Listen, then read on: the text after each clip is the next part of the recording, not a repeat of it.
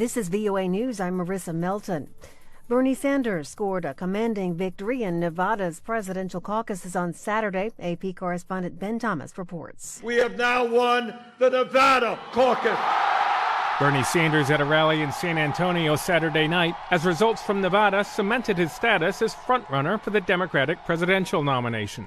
Joe Biden finished second, followed by Pete Buttigieg and Elizabeth Warren, with Amy Klobuchar and Tom Steyer in a close race for fifth. Before we rush to nominate Senator Sanders, Buttigieg congratulated Sanders before going on the attack. Senator Sanders believes in an inflexible, ideological revolution that leaves out most Democrats, not to mention most Americans. The South Carolina primary is next up next Saturday. Then 3 days later, it's Super Tuesday. Texas is among the states holding primaries that day. Don't tell anybody. I don't want to get them nervous.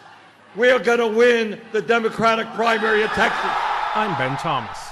8 people were killed in Turkey on Sunday in a magnitude 5.7 earthquake that struck in neighboring Iran. The Turkish Interior Minister announced that 3 children and 4 adults were killed. He later said another person had died. At least 21 people were injured.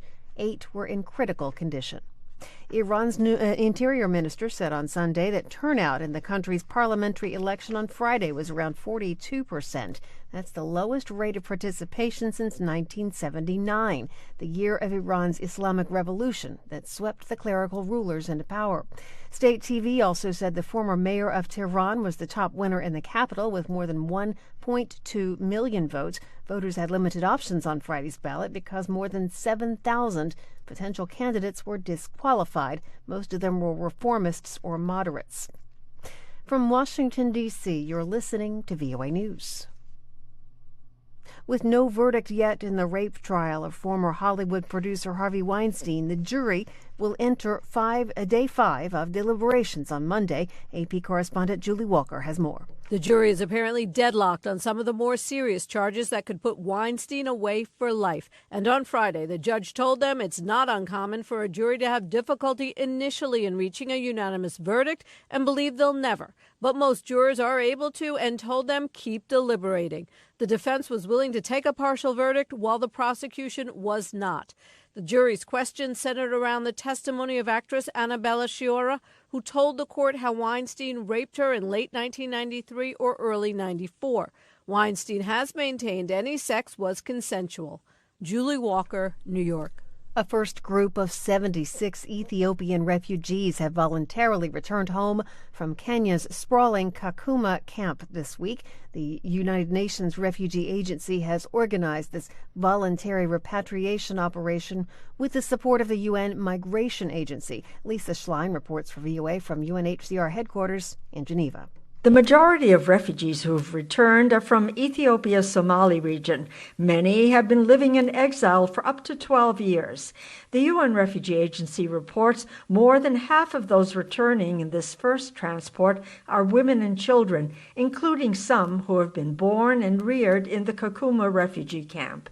UNHCR spokeswoman Shabia Mantou tells VOA the refugees have fled persecution and instability in their country, but conditions have changed. You're ready to go back home and return back to your country, to your community. So it's quite a big occasion. It's very significant. The UNHCR expects to repatriate more than 4,000 other Ethiopian refugees from Kenya and 500 from Djibouti this year. Lisa Schlein for VOA News, Geneva. The U.S. National Security Advisor Robert O'Brien said Sunday he's not seen any evidence that Russia is doing anything to help President Donald Trump get reelected.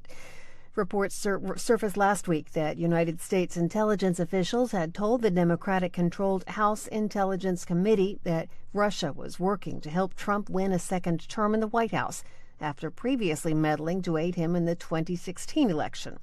But O'Brien told ABC News this week that Russians wouldn't want Trump reelected because he contended that the president strengthened the NATO alliance against the Russian military by pushing European countries to boost their defense spending. He called reports of the information passed on to the intelligence panel a non-story, but he acknowledged he's not sought out such reports that allege Moscow's interfering. Marissa Melton, VOA News.